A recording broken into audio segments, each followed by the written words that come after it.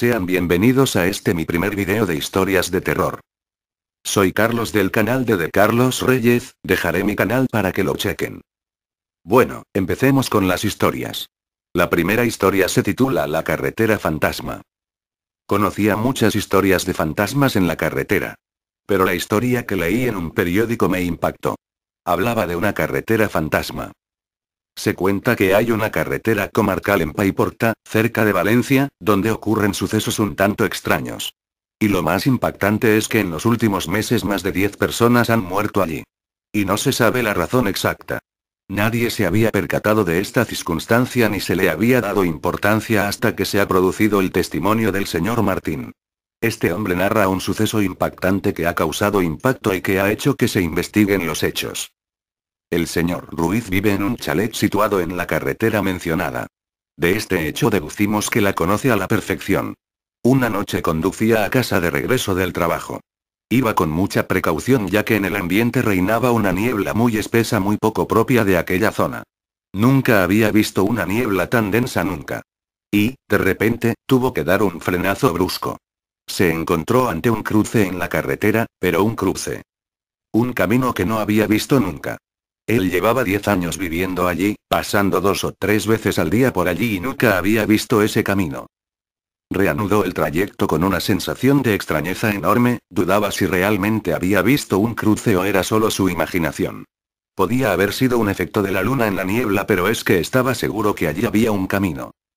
Al día siguiente regresó por el mismo camino, dirección al trabajo, y al pasar por el mismo punto un escalofrío recorrió su cuerpo. No había ningún camino allí. En aquel lugar solo había un terraplén de 4 metros de altura. En ese momento se dio cuenta que si hubiera cogido el camino habría caído por él y se habría despeñado. Gracias a que conocía el trayecto no lo cogió. El suceso le había dejado muy confundido y lo comentó a unos amigos suyos al llegar al trabajo. Todos rieron, salvo uno que palideció al instante. Había oído hablar de esa carretera, de la historia de un camino que aparecía súbitamente en una noche de niebla densa, pero nunca la creyó. Ahora todo parecía aclararse. Todo era cierto. Ellos han estado investigando en esa carretera. Han muerto más de 10 personas despeñadas, pero lo peor es que no es el único caso en todo el país. Existen muchos accidentes en noches de niebla extrañamente densa. ¿Será casualidad o será que existen más carreteras fantasmas?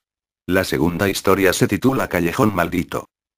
Mi mejor amiga y yo fuimos a pasar la noche, antes de un examen, a repasar a casa de unas amigas, pero por el camino, un número desconocido nos manda un mensaje al móvil para darnos otra dirección y como nos quedaba cerca esa dirección fuimos.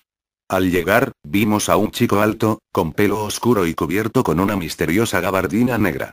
Nos hizo una señal para que le siguiéramos, intrigadas, le hicimos caso. Así nos condujo hacia un oscuro callejón en el que nos invadió un extraño frío, ya que esa noche no hacía ningún frío. Además se escuchaban gritos ahogados aunque allí solo estábamos nosotras y el extraño hombre. De pronto, la cara del chico se transformó por completo. En pocos segundos había pasado de ser una persona normal a un horripilante monstruo con enormes colmillos. Aunque queríamos movernos, nuestros cuerpos no nos obedecían, y vimos cómo iba acercándose a nosotras, lentamente.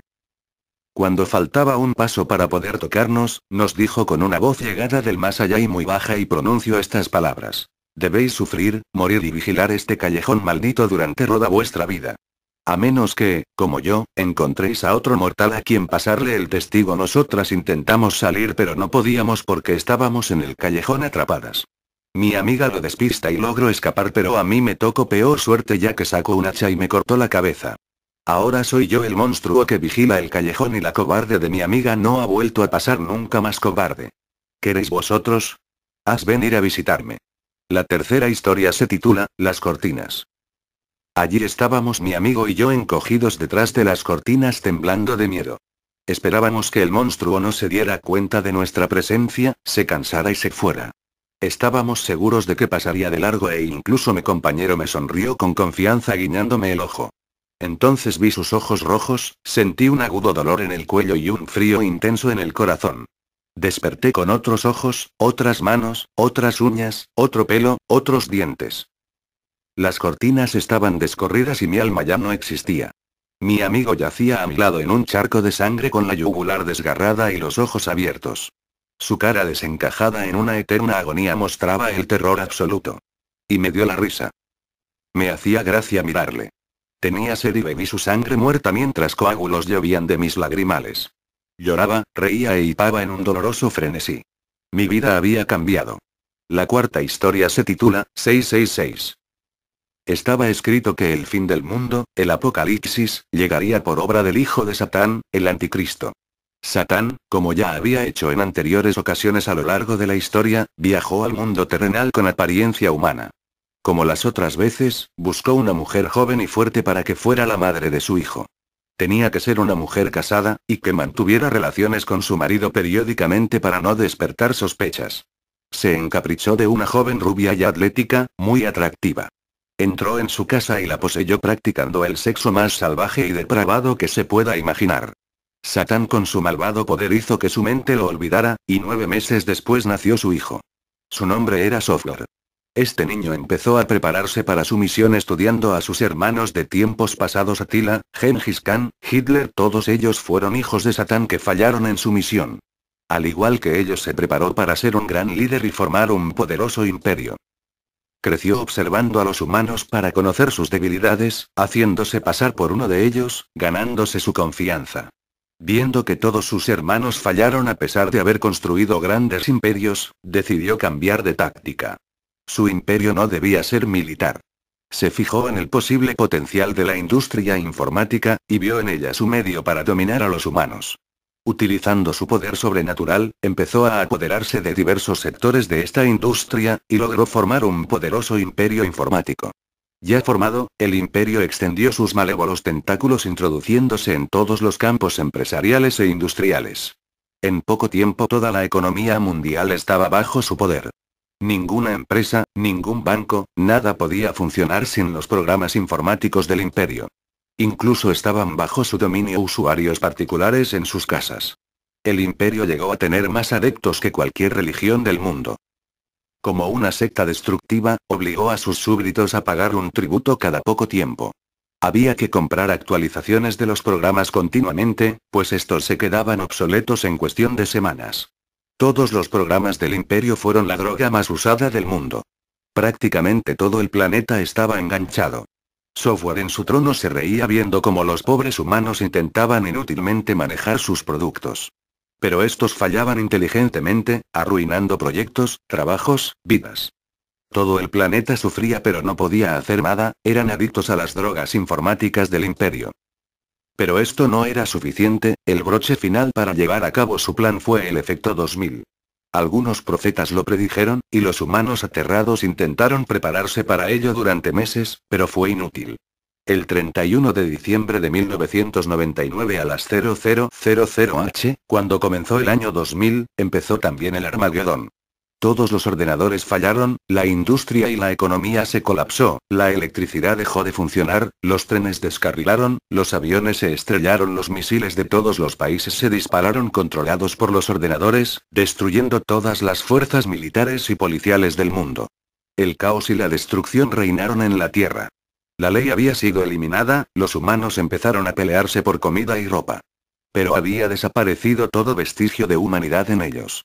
Ya no eran humanos, se comportaban como alimañas egoístas y enloquecidas, peleándose y matando por un trozo de pan.